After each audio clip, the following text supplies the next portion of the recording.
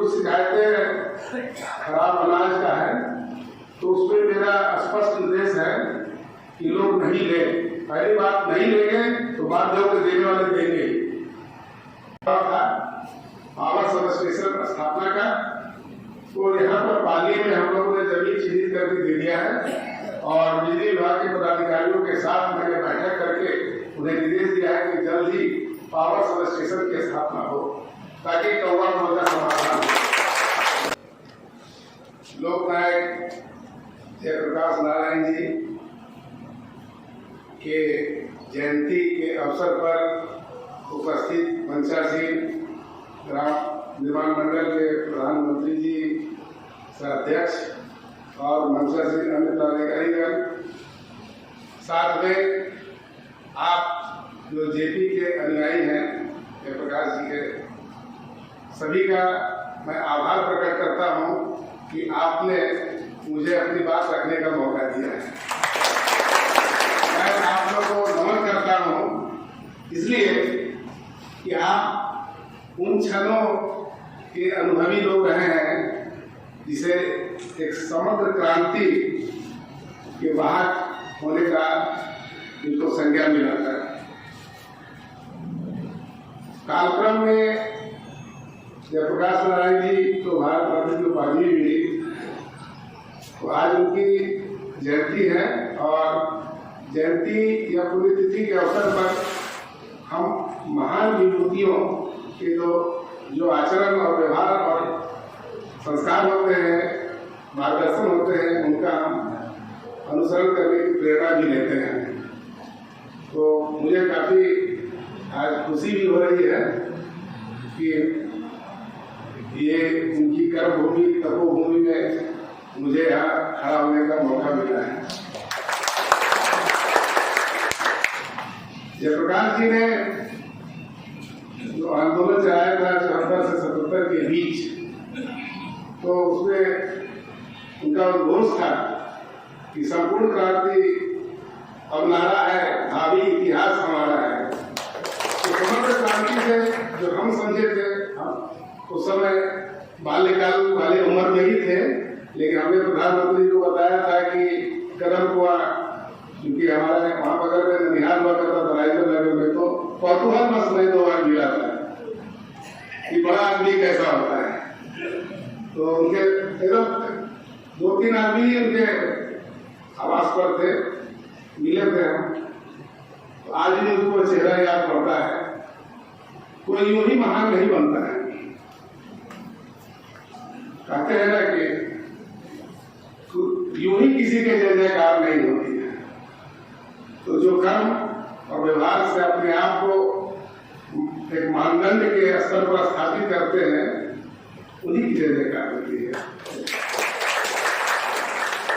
ये कितनी मतलब स्थिति है कि सोचिए कि आदरणीय प्रभावती जी और दोनों पति पत्नी रहते हुए भी आज हम आम दिन क्या सोचते हैं कि हमारा बच्चा और हम उसके लिए संपत्ति बनाए, ये करें वो करें, लेकिन वो व्यक्ति कितना निर्विकार और निर्लिप्त था जो सिर्फ समाज के बारे में सोच रहा था।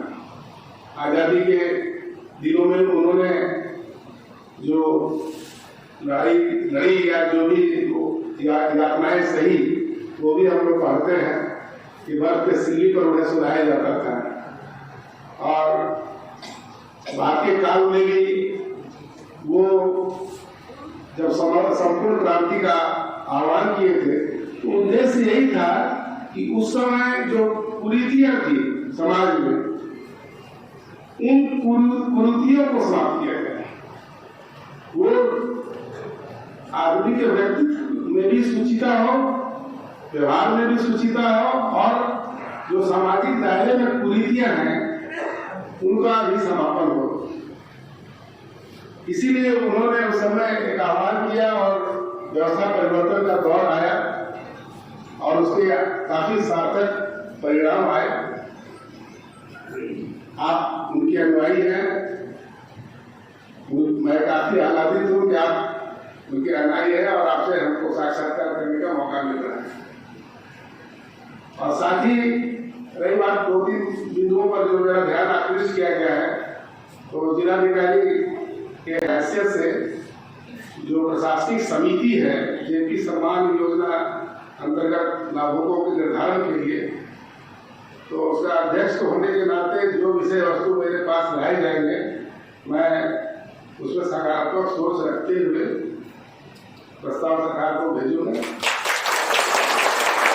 और विमर्श के क्रम में मुझे यहाँ की कुछ समस्याओं के बारे में बताया गया है, जैसे ये जो सिखोदर आश्रम है उसके 4 दीवारी निर्माण का प्रसंग है, तो उसमें हमने विमर्श के क्रम में ही उप विकास आयुक्त को निर्देशित किया है कि वो जिला परिषद की योजना से 4 दीवारी का निर्माण शीघ्र कराएं।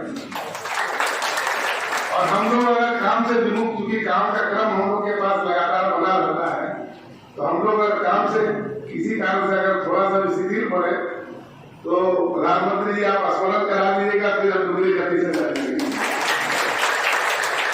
और रही बात विद्युत आपूर्ति की समस्या है कौवाकोल में, तो मेरे पास एक प्रस्ताव था पावर सब स्टेशन स्थापना का, तो यहाँ पर पाली में हम लोगों ने जमीन चिन्हित करके दे दिया है और बिजली विभाग के पदाधिकारियों के साथ मैंने बैठक करके उन्हें निर्देश दिया है कि जल्द ही पावर सब स्टेशन की स्थापना हो ताकि कौवाकोल का समाधान हो।